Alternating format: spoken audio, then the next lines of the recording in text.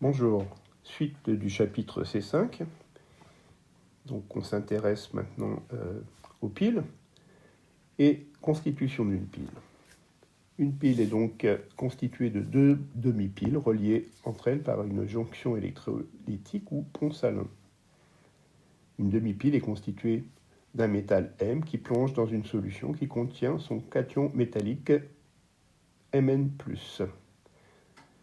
Donc chaque demi-pile met donc en présence un réducteur M et son oxydant conjugué Mn+. Le pont salin. Il permet de fermer le circuit électrique et assure la neutralité électrique.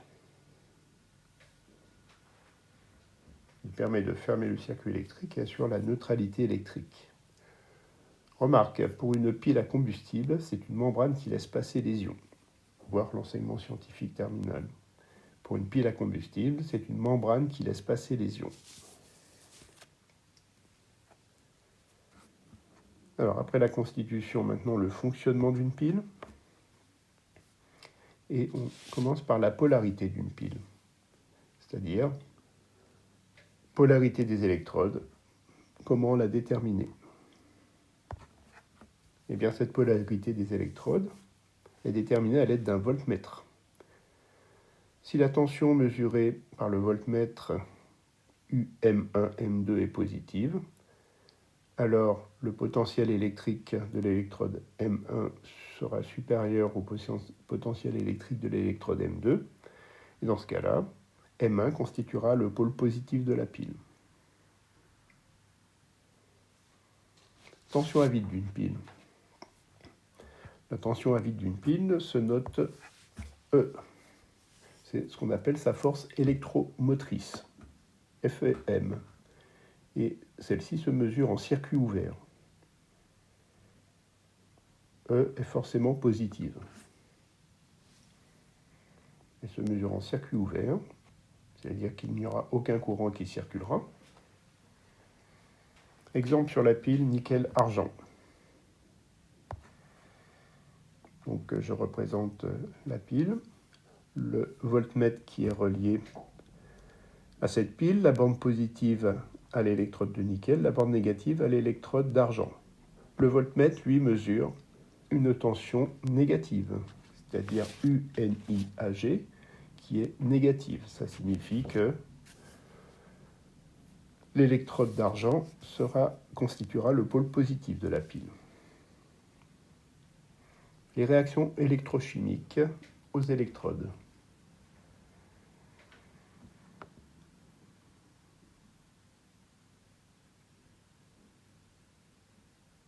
Alors on insère dans le circuit précédent un dipôle, par exemple un conducteur ohmique de résistance R. On place aussi un ampèremètre en série dans le circuit et un voltmètre aux bornes du dipôle. Donc le schéma.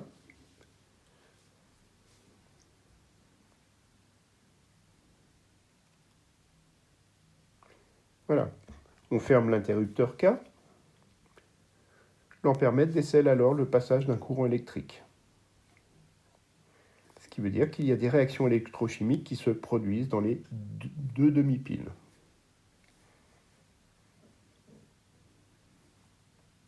Puisqu'il y a circulation d'électrons, il y a forcément des réactions électrochimiques qui se produisent au niveau de chaque électrode.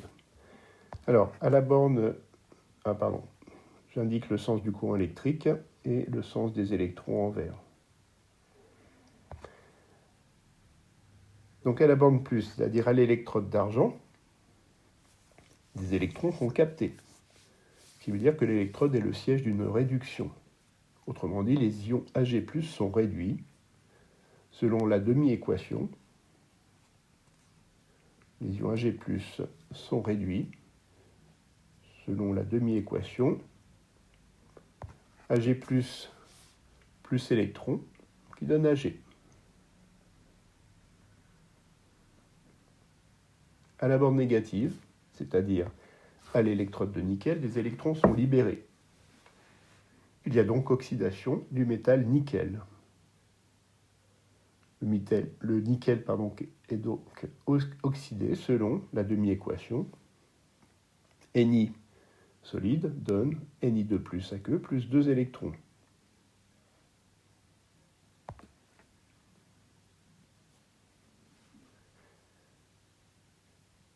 La réaction de fonctionnement de la pile maintenant.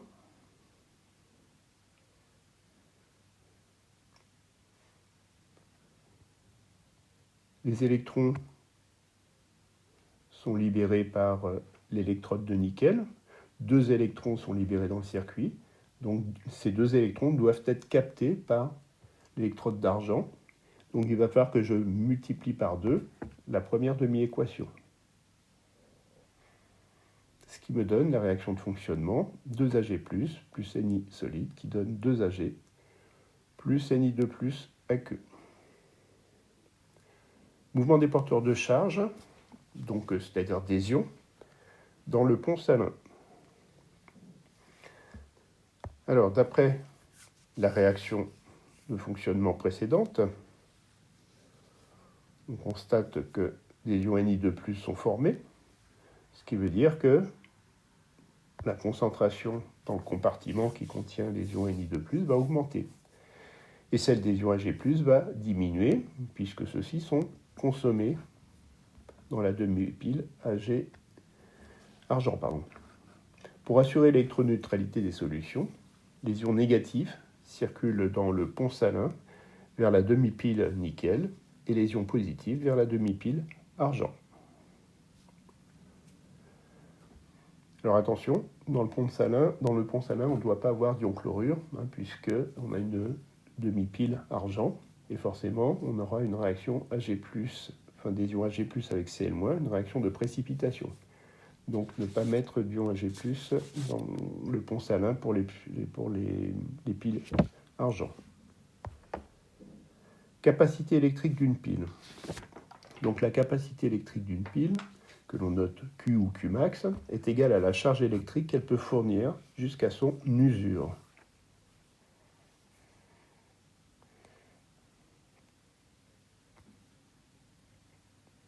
Qmax dépend de la quantité de matière initiale du réactif limitant. Elle est liée à la quantité de matière d'électrons pouvant circuler dans le circuit. Elle est liée à la quantité de matière d'électrons pouvant circuler dans le circuit.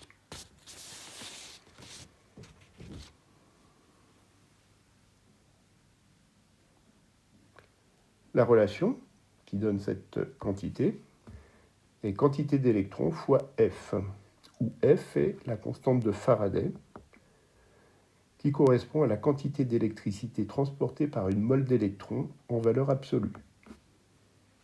C'est la quantité d'électricité transportée par une mole d'électrons en valeur absolue. Alors une mole d'électrons contient Na électrons, où Na est la constante d'Avogadro, et la charge d'un électron en valeur absolue, ça sera égal à la charge élémentaire. Donc on aura Na fois E, c'est-à-dire 6,02 10 puissance 23 fois 1,6 10 moins 19, et on trouve 96 500 coulombs par mol. D'où la relation qui exprime la capacité électrique, N électrons fois Na fois E. Durée de fonctionnement, les unités SI.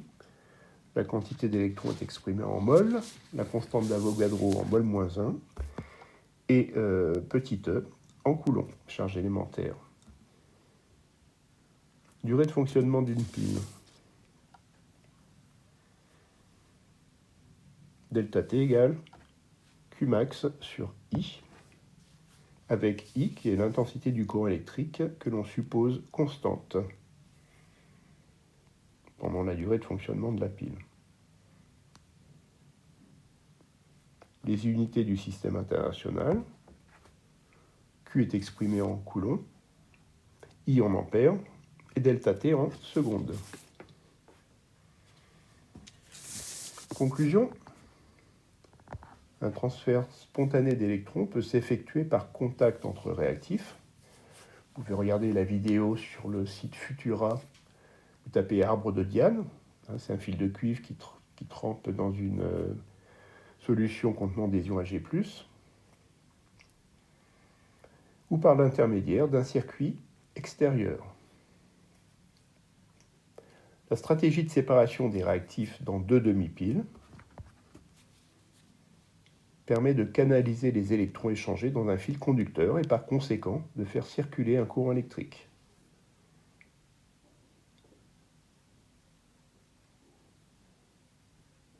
Donc permet de canaliser les électrons échangés dans un fil conducteur et par conséquent de faire circuler un courant électrique.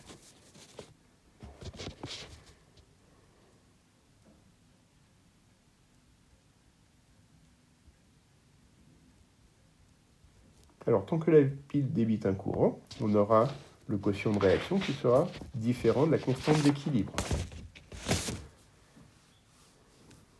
Tant que la pile débite un courant électrique, on a le quotient de réaction qui est différent de K. Elle constitue un système hors équilibre. Maintenant, lorsque l'on aura quotient de réaction qui est égal à la constante d'équilibre, la pile s'arrêtera de fonctionner.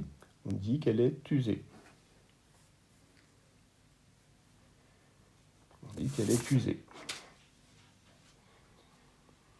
Alors, oxydant et réducteur usuel.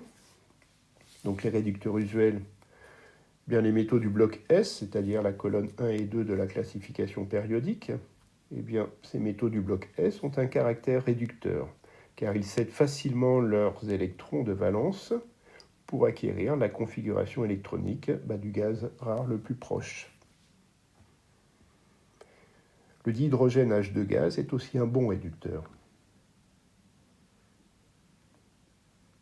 Donc, colonne 1 et 2 de la classification périodique, ces métaux ont un caractère réducteur. C'est pour ça que dans beaucoup de piles, on a le lithium.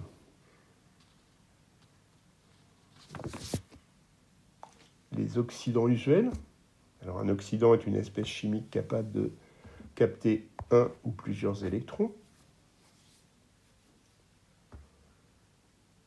Mais on a le dioxygène que l'on trouve dans l'air, formule chimique O2. L'ion hypochlorite, ClO-aqueux, que l'on trouve dans l'eau de Javel. L'acide ascorbique, que l'on trouve, la vitamine C, que l'on trouve dans les agrumes. Le dichlore, Cl2 gaz.